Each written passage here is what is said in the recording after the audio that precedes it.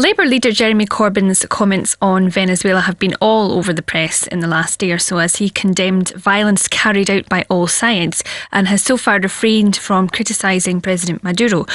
Would you agree, Marcus, that there seems to be a particular anti-Maduro line being adopted by the mainstream media at the moment, which all politicians are expected to adhere to?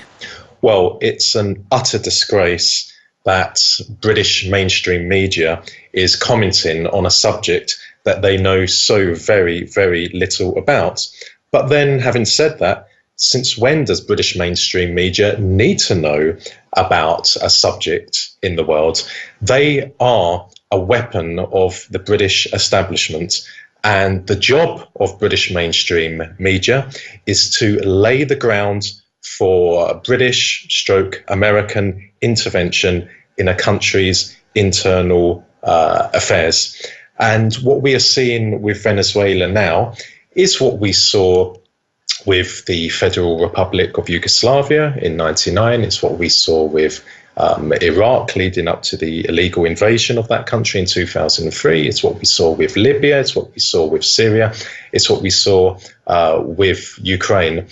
And what I would say to these mainstream media journalists in Britain is this. Number one, President Maduro is a democratically elected president, and his recent election victory was legitimate and was fair. And my next message I would say to journalists in Britain is this.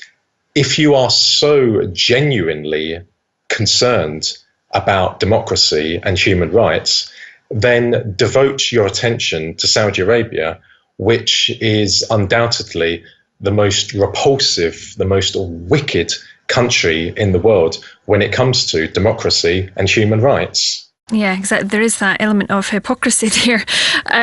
So essentially, what is your take on what's happening in Venezuela just now, as Maduro is constantly referred to in the mainstream media as a dictator, and Venezuela is referred to as being not a democracy? So why is it that these words are being chosen here? Why is this line being adopted? What's the agenda here? Well, it didn't take long for the British government, for British mainstream media journalists to start referring to President Maduro as a dictator, as a tyrant.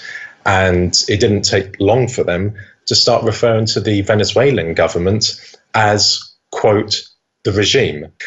But in reality, what is happening in Venezuela? Well, Venezuela, ever since the late 1990s, has been run by a socialist system, which is anti-imperialistic, anti-American colonialism. It pursues an independent foreign policy, very independent from the United States of America. It has ensured that all major industries in Venezuela remain under the control of the state. And it has forged very close relations with countries like Venezuela, with Cuba. And even more alarming for policymakers in Washington, it has formed very close relations with Russia, so much so that Venezuela is one of Russia's key allies in Latin America. Russia is a major supplier of arms to Venezuela. And indeed, the Russian Navy, on a relatively frequent basis, docks at Venezuelan ports, and the Russian Air Force uses Venezuelan airfields. So if you put all that together, the fact that Venezuela is a socialist country, it maintains close relations with Russia, it pursues an independent foreign policy of America, then you start to understand why America principally, but also its sidekick Britain, is attempting to cause internal chaos in Venezuela. Now, add to that the fact that, lo and behold, Venezuela has oil. And oil in Venezuela is managed by the Venezuelan government.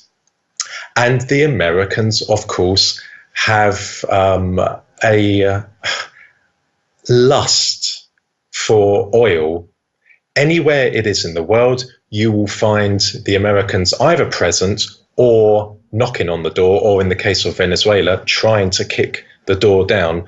So that is what the situation currently in Venezuela is all about. The West is trying to overthrow the Venezuelan government and to then try and install a pro-Western compliant government in that country that will do the bidding of America and other Western countries in the world, such as Britain.